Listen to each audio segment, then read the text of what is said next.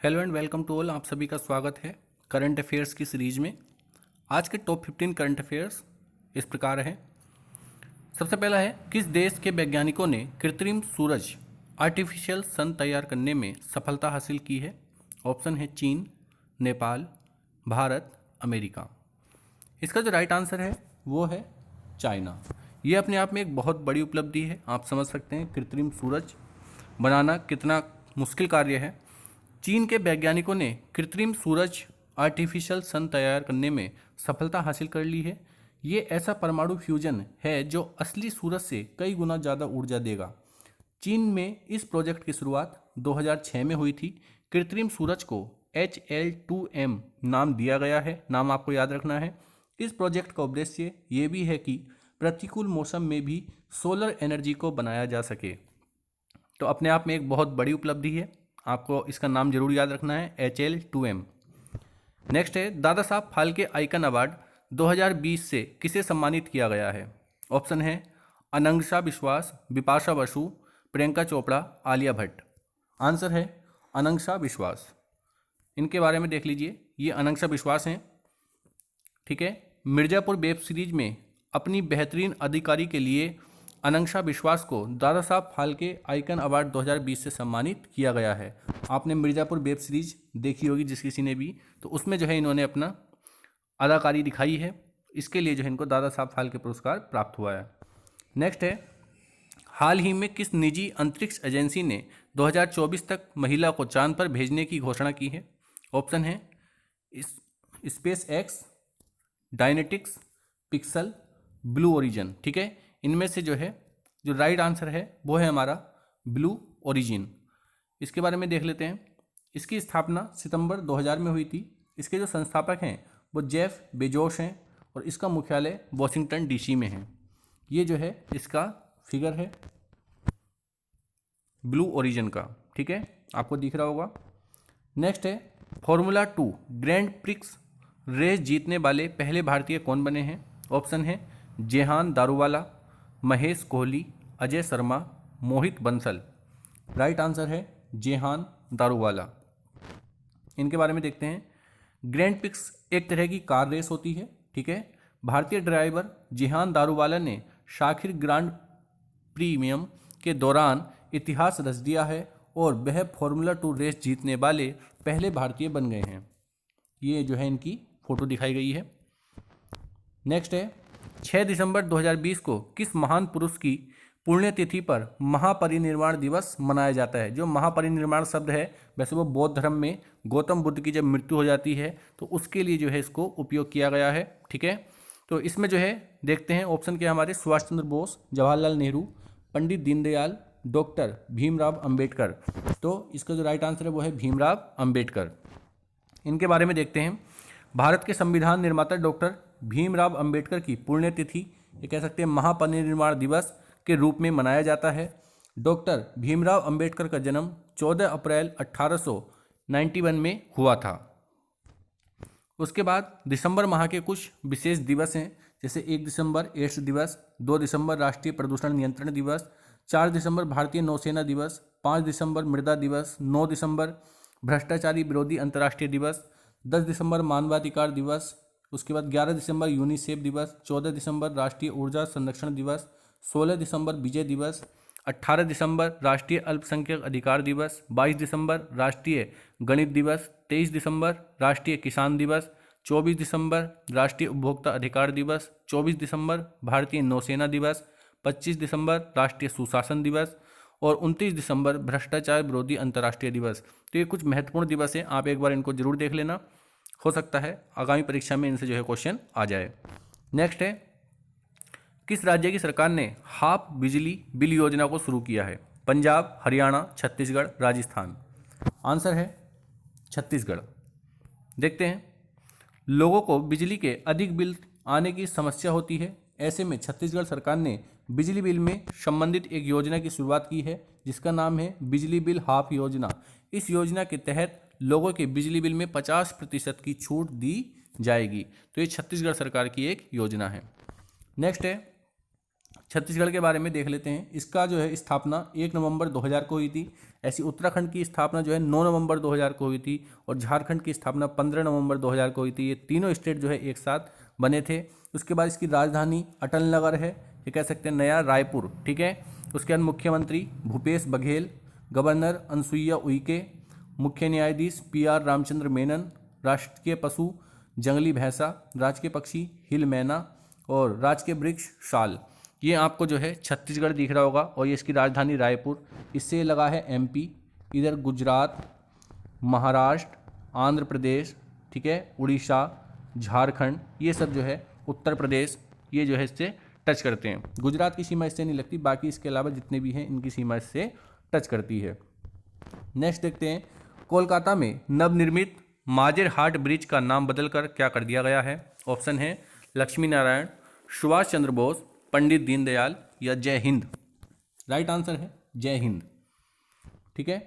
पश्चिम बंगाल की मुख्यमंत्री ममता बनर्जी ने कलकत्ता में नवनिर्मित माजेर हाट ब्रिज का नाम बदलकर जय हिंद पुल कर दिया गया है। कोलकाता पश्चिम बंगाल की राजधानी है।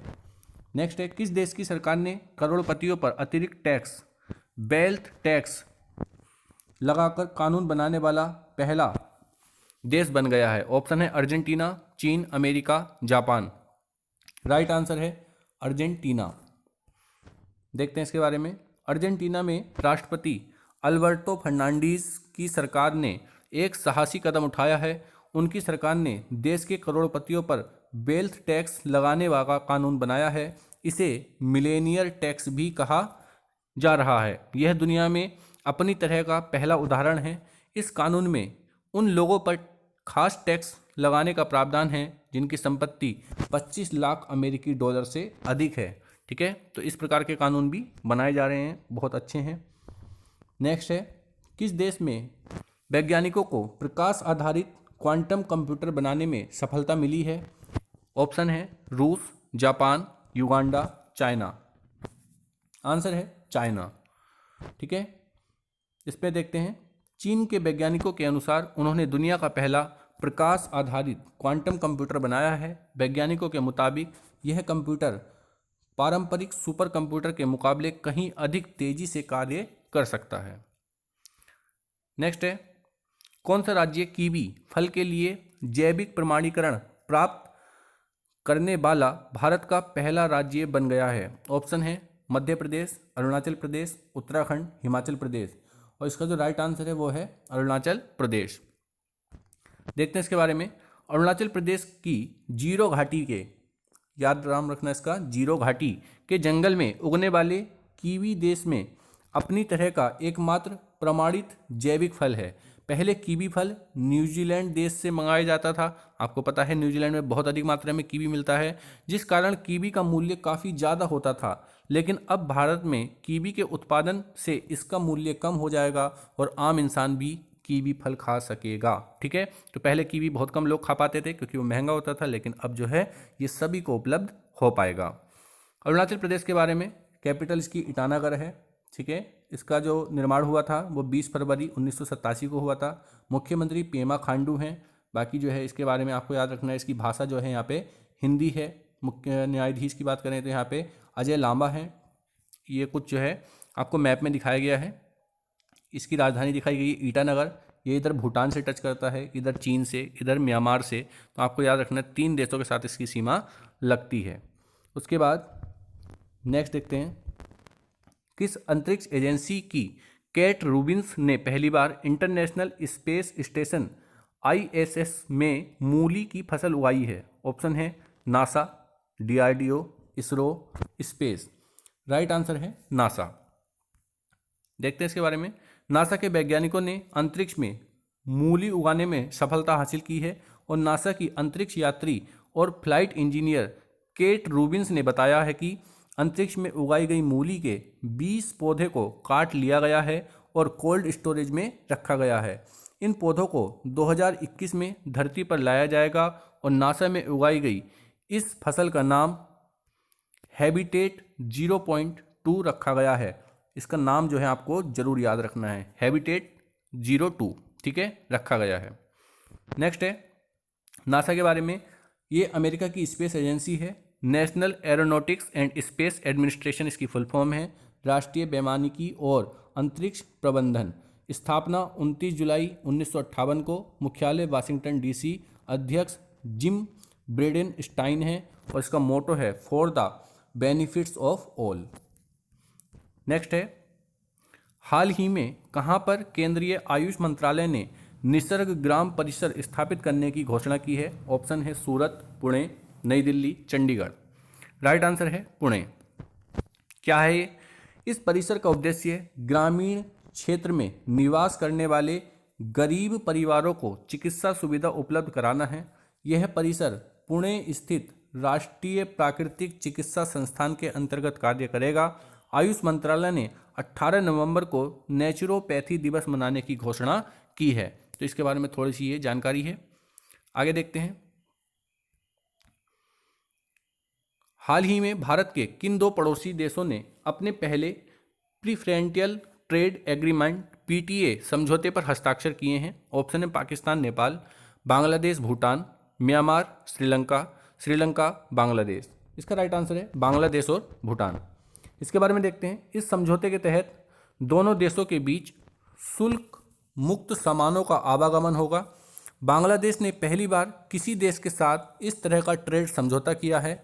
1971 में बांग्लादेश को स्वतंत्र देश के रूप में मान्यता देने वाला भूटान पहला देश था। ठीक है, ये आपको जो है इसमें फिगर में दिखाया गया है, यहाँ पे लिखा गया है भूटान और बांग्लादेश एक ट्रेड एग्रीमेंट जो है इनके बीच में हुआ है। आगे देखते हैं, विश्व मृदा दिवस कब मनाया गया है? 2 दिसंबर, 5 दिसंबर, 3 दिसंबर, 1 दिसंबर। राइट आंसर है इसका 5 दिसंबर।